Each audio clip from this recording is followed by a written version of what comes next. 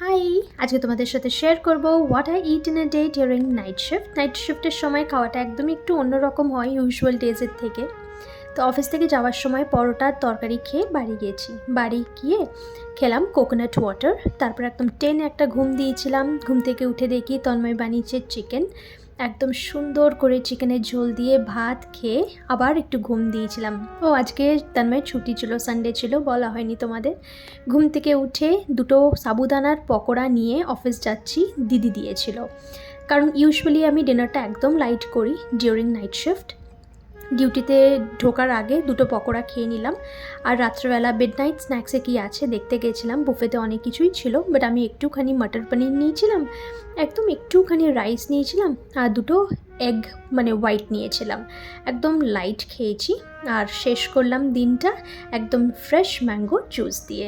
কেমন লাগলো ভিডিওটা জানিও।